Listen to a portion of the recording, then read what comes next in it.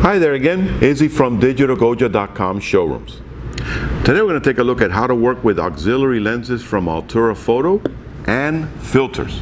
You have two options and I'm going to show you how they work and which one is best for you. If this video helps you out, remember to hit me up with a like button underneath, and as always, subscribe to our channel for future unboxings and tutorials such as this. And when in Miami, don't forget to visit me at digitalgoja.com showroom. Let's take a closer look and see how to work with the Altura Photo auxiliary lenses and filters. Now, here I have my trusty EOS Rebel T6i with one of my favorite pancake lenses, the 40mm STM lens. This is a fantastic all-around shooting lens, but it doesn't give me a wide perspective. It's a 40mm on a crop sensor, so you get a lot more than 50mm perspective. But if you want to work with a wide angle perspective and not buy an additional lens, that's why they have this guy. This is the Altura Photo 0.43x wide angle perspective lens attachment. And this guy just threads on. This happens to be a 52mm thread diameter, and the rear portion here is also a 52mm thread diameter. And again, it attaches on very easily, just like if it was a filter. But now I need to work with a filter because I'm going to be working outdoors and I need a circular polarizer. Now, the rear section is 52mm, but notice the front. Since you have that wide angle perspective, this guy is huge. It's an 82mm. Now, I happen to have an 82mm slim filter from Altura because I work with it on some of my larger EF mount lenses. So I happen to have this. But notice how much larger this filter is. And again, it attaches right in the front here. But you have to look for the slim CPLs, because if not, with this wider perspective, as soon as you do this,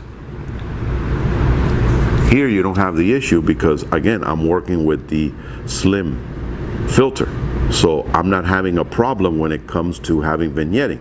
But if I would have one of the larger filters that are on the market that is thicker, I would have vignetting. Plus, again, you have to take into consideration you're going to have more of an expenditure if you work with the larger thread size. But there is an alternative. Let's take this guy off. And you can work with a slimline CPL filter in a 52mm diameter thread. You probably own one because if you have this lens, you've already purchased filters for it. Well, guess what?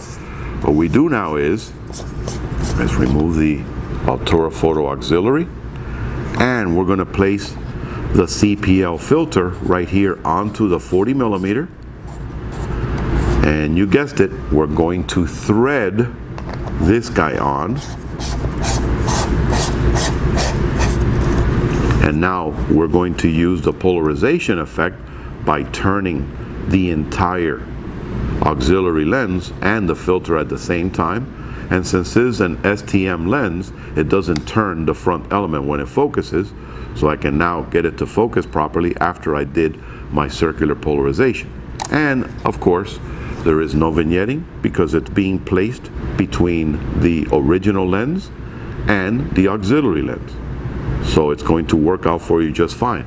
So you have two options. You have to make the decision of whether you want to make the extra expenditure and purchase the larger filters, or you can work with your existing filters and place them between your lens and the auxiliary HD lens from Altura. Happy shooting!